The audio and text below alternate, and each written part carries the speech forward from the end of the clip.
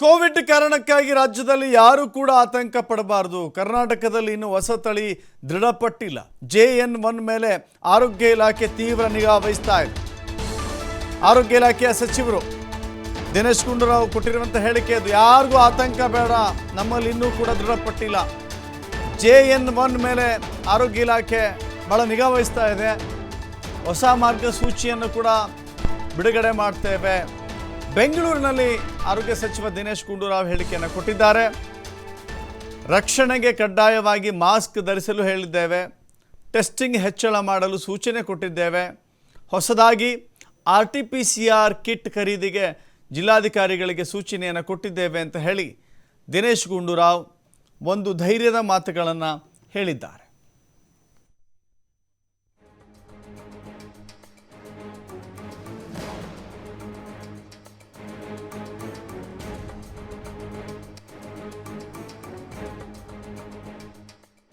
ಸಲಹಾ ಸಮಿತಿಯವರು ಸಭೆ ಮಾಡಿ ಈಗಾಗಲೇ ಸಲಹೆಗಳು ಕೊಟ್ಟಿದ್ದಾರೆ. ಇವತ್ತು ನಾವು ಆ ಸಲಹೆಗಳ ಮೇಲೆ ಏನೋ ಒಂದು ಅಡ್ವೈಸರಿ ಇದೆ, ಅದನ್ನು ಈಗ ನಾವು ಪ್ರಕಟಣೆ ಮಾಡ್ತೀವಿ, ಅಧಿಕೃತ ಪ್ರಕಟಣೆ ಮಾಡ್ತೀವಿ.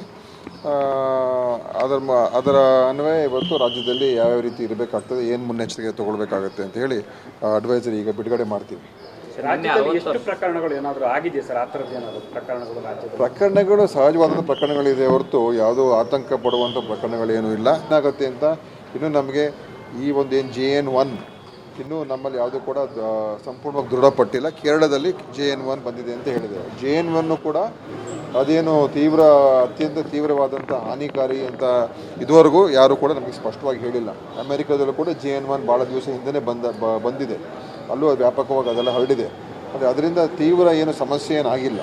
ಆದ್ದರಿಂದ ಇದೆಲ್ಲ ನಾವು ನಿಗಾಂದು ವಹಿಸ್ತೀವಿ. ಮತ್ತು JN1 ಇರ್ಬೋದು ಅಥವಾ ಬೇರೆ ಯಾವುದೇ ಒಂದು ರೂಪಾಂತರ ಆಗಿರ್ತಕ್ಕ ವೈರಾಣು ಇರ್ಬೋದು, ಖಂಡಿತವಾಗಿ ಅದರ ಬಗ್ಗೆ ಇಲಾಖೆ ಎಲ್ಲ ನಮ್ಮ ಕೇಂದ್ರಗಳು, ಆರೋಗ್ಯ ಕೇಂದ್ರಗಳೆಲ್ಲ ಸಜ್ಜಾಗಿರೋದಕ್ಕೆ ಈಗಾಗಲೇ ತಯಾರಿಕೆ ಮಾಡಿಸಿದ್ದೇವೆ. ಹೆಚ್ಚು ಟೆಸ್ಟಿಂಗನ್ನು ಈಗ ಮಾಡಿಸೋದಕ್ಕೆ ನಾವು ಶುರು ಮಾಡಬೇಕಾಗ್ತದೆ. ಮಾಡ್ಕೊಂಡು ಅದೇ ಈಗ ಮಾರ್ಗಸೂಚಿಗಳು ಈಗ ಬಿಡುಗಡೆ ಆಗ್ತದೆ. ಅದರಲ್ಲಿ ಅಧಿಕೃತವಾಗಿ ಏನು ಇದೆ ಅಂತೆಲ್ಲ ಹೇಳ್ತೀವಿ. ಆದರೆ 60 ವರ್ಷಕ್ಕಿಂತ ಹೆಚ್ಚಿರೋರು ಮತ್ತು ಬೇರೆ ಬೇರೆ ಕಾಯಿಲೆಗಳು, ರೋಗಗಳು ಇರ್ತಕ್ಕಂಥವ್ರು, ಅವರ ಇಮ್ಯುನಿಟಿ ಸ್ವಲ್ಪ ಕಮ್ಮಿ ಇರ್ತದೆ ಅಂಥವ್ರು, ಅವರೆಲ್ಲ ಸ್ವಲ್ಪ ಎಚ್ಚರಿಕೆ ವಹಿಸ್ಕೊಂಡ್ರೆ ಕೇವಲ ಕೋವಿಡ್ ಒಂದೇ ಅಲ್ಲ, ಬೇರೆ ಬೇರೆ ಈಗ ಇನ್ಫ್ಲೂಯೆನ್ಸಾ ಮತ್ತು ಬೇರೆ ಬೇರೆ ವೈರಲ್ ಇನ್ಫೆಕ್ಷನ್ಸು ಇರ್ತದೆ, ಅದರಿಂದನೂ ಕೂಡ ಅವ್ರಿಗೆ ರಕ್ಷಣೆ ಸಿಗ್ತದೆ. ಸೊ ಈ ಕೋವಿಡ್ ಕೂಡ ಇದರಿಂದ ಕೂಡ ರಕ್ಷಣೆ ಸಿಗುತ್ತೆ. ಅದಕ್ಕೆ ಅಂಥವ್ರಿಗೆ ಮತ್ತು ಯಾರಿಗೆ ಸೋಂಕು ಮುಟ್ಟಿದೆ ಅಂದರೆ ಅವ್ರಿಗೆ ನೆಗಡಿ, ಕೆಮ್ಮು, ಜ್ವರ, ಗಂಟಲು ನೋವು, ಈ ಥರ ಎಲ್ಲ ಉಸಿರಾಟದ ತೊಂದರೆ ಇರ್ತಕ್ಕಂಥ ಅವರು ಕೂಡ ಮಾಸ್ಕ್ಗಳು ಹಾಕೊಳ್ತಕ್ಕಂಥದ್ದು ಕೂಡ ನಾವು ಈಗ ಸಜೆಸ್ಟ್ ಮಾಡ್ತಕ್ಕಂಥದ್ದು ಇದೆ. ಈಗ ಟೆಸ್ಟಿಂಗ್ ಶುರು ಮಾಡಿಸಿದ್ದೀವಿ. ಹೆಚ್ಚು ನಾವು RT-PCR ಕಿಟ್ಸು ಮತ್ತು ರ್ಯಾಪಿಡ್ ಆ್ಯಂಟಿಜೆನ್ ಟೆಸ್ಟ್ಗಳು ಅದೆಲ್ಲ ನಾವು ಖರೀದಿ ಮಾಡಬೇಕಾಗಿದೆ. ಹಿಂದೆ ಏನು ಖರೀದಿ ಮಾಡಿದ್ದು ಅದೆಲ್ಲ ಈಗ ಲ್ಯಾಪ್ಸ್ ಆಗಿದೆ, ಸ್ವಲ್ಪ ಇದೆ ನಮ್ಮ ಹತ್ರ, ಅದನ್ನು ಉಪಯೋಗಕ್ಕೆ ಈಗ ಬಿಟ್ಟಿದ್ದೀವಿ. ಮತ್ತು ನಾವು ಅದನ್ನು ಈ RT-PCR ಕಿಟ್ಸ್ ಇದೆಲ್ಲ ನಾವು ಟೆಂಡರ್ ಮಾಡಿ ತೊಗೊಳ್ಳೋಷ್ಟೊತ್ತಿಗೆ ಸ್ವಲ್ಪ ತಡ ಆಗ್ತದೆ.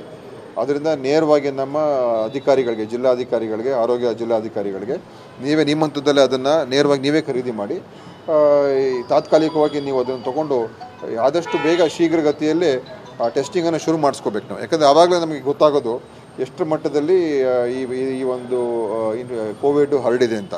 ಸೊ ಎಲ್ಲ ನಮ್ಮ ಆಸ್ಪತ್ರೆಗಳಲ್ಲಿ, ಖಾಸಗಿ, ಗೌರ್ಮೆಂಟ್ ಎಲ್ಲ ಕಡೆ ಈ ಟೆಸ್ಟ್ಗಳನ್ನು ಮಾಡಿಸ್ಬೇಕಾಗ್ತದೆ. 1-2 ದಿವಸದಲ್ಲಿ ಅದೆಲ್ಲ ಪ್ರಾರಂಭ ಆಗ್ತದೆ.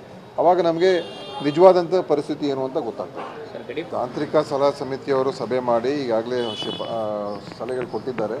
ಇವತ್ತು ನಾವು ಆ ಸಲಹೆ